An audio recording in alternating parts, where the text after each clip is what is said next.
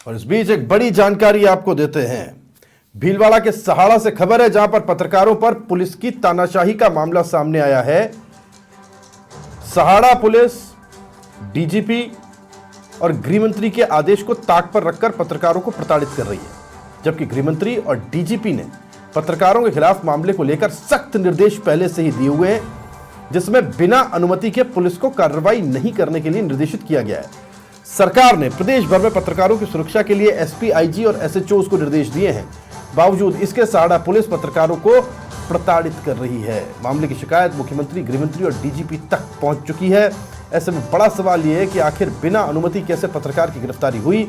वहीं मामले में एसएचओ लीलाधर मालवीय की भूमिका पर भी अब सवाल उठ रहे हैं। एक पत्रकार जो अपनी पत्रकारिता के धर्म और पेशे से जुड़ा हुआ है, उसे अपने कार्य को करने में कई परेशानियों का सामना करना पड़ता है। वो ऑलरेडी कई डिफिकल्टीज को फेस करता है। ऐसी स्थिति में जब वो अपने कार्य को अंजाम दे रहा हो और उसके कार्य में बाधा पहुंचाई जा रही हो पुलिस या डंडा दिखा करके, तो फिर कार्रवाई का डर दिखा करके, तो फिर सच्चाई सामने आना और लाग ले करके आना बड़ा मुश्किल हो जाता है। और इसी को मद्देनजर रखते हुए जो लेटर आप देख पा रहे हैं, ये गृह राज्य मंत्री जवाहर सिंह बेढम ने पुलिस महानिदेशक को लिखा था, ये कहते हुए कि साहब पत्रकारों की सुरक्षा को इंश्योर किया जाए। और इसको पुलिस विभाग ने माना और अपने माता तमाम अधिकारियों को यह निर्देशित किया कि जो पत्रकार अपने धर्म का निर्वहन कर रहा है, अपने कार्य का निर्वहन कर रहा है, उसकी सुरक्षा को इंश्योर करना पुलिस का काम है, दायित्व है।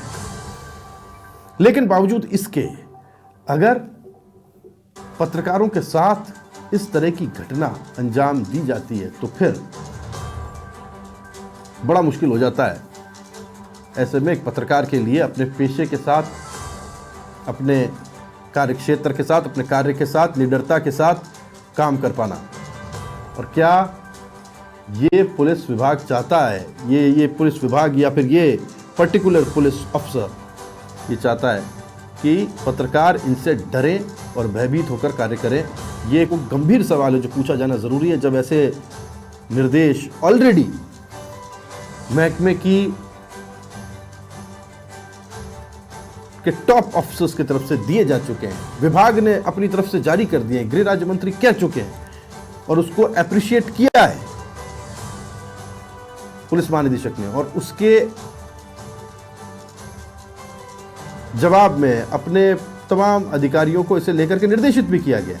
अगर कोई फिर भी पत्रकारों को उनका काम करने से रोकेगा और जो ऑर्डर्स उनको ऊपर से दिए गए उन ऑर्डर्स को फॉलो नहीं करेगा, तो तब तो फिर किस तरह से कोई पत्रकार अपना काम कर पाएगा? ये सवाल बहुत गंभीर, बहुत बड़ा है।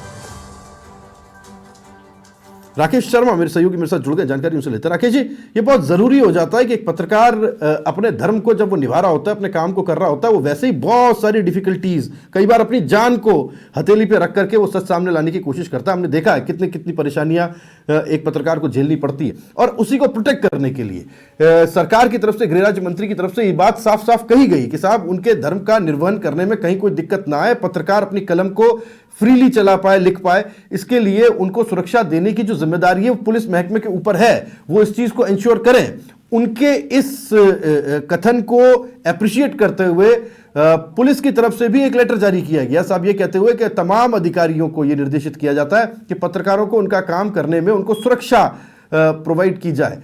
और यहां हो उल्टा रहा है सहाड़ा में कि जो पत्रकार काम कर रहा है उसी को पकड़ा जा रहा है।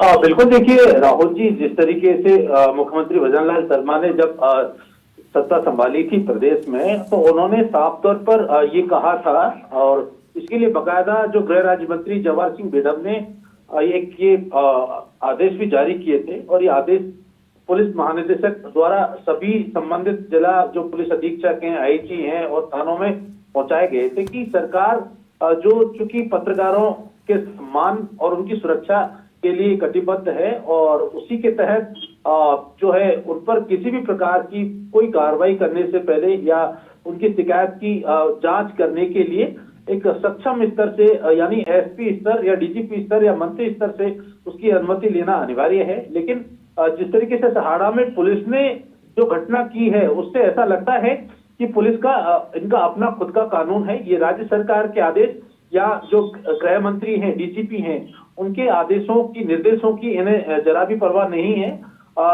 किसी ने अगर शिकायत की जांच करना बिल्कुल पुलिस का काम है। शिकायत करना हर किसी व्यक्ति को अधिकार है। उस शिकायत के साक्ष्यों की जांच करना और उसके बाद संबंधित जो सरकार द्वारा जारी दिशा निर्देश हैं, उच्च अधिकारियों द्वारा जो जारी दिशा निर्देश हैं, उनकी पालना सुनिश्चित करवाना भी पुलिस के कर्तव्य में शामिल है। और ये आदेश बहुत पुराना नहीं है, क्योंकि ये सरकार ने आदेश जारी किया है। और अगर निचले स्तर पर सरकार के आदेश की पालना एसएचओ स्तर पर या निम्न पुलिसकर्मी नहीं करते हैं, तो निश्चित तौर पर इससे सरकारी आदेश जो है उन पर सवाल खड़े हो जाते हैं कि क्या सरकार का वजूद सिर्फ कागजों तक सिमट कर रह गया है? क्या सरकार और डीजीपी और गृह राज्य मंत्री सिर्फ आदेश जारी करने तक रह गए हैं? नीचे जो पुलिस बैठी जो कार्यवाही कर रही है, वो मनमानी करेगी कार्रवाई के नाम पर।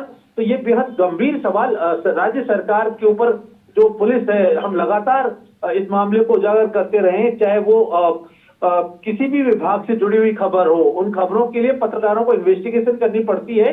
इन्वेस्टिगेशन के लिए सक्षम अधिकारियों से बातचीत करनी होती है, और अगर बातचीत करना अधिकारियों को खलल है, उनके सरकारी कामकाज में बाधा है, तो निश्चित तौर पर ये जो सरकारी आदेश है, ये सरकार को वापस लेना चाहिए और पुलिस और संबंधित अधिकारियों को ये निर्देश देने चाहिए, ताकि पत्रकारिता का गला जो है ये खुले स्तर पर ये घोटने का जो प्रयास किया जा रहा है, वो इनके द्वारा रोक सके।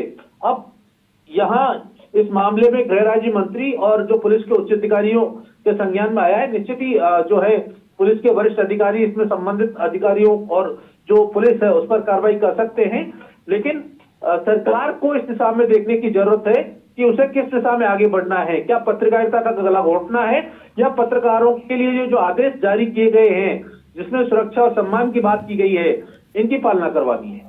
बिल्कुल, बहुत शुक्रिया आपका राकेश जी इस जानकारी के लिए।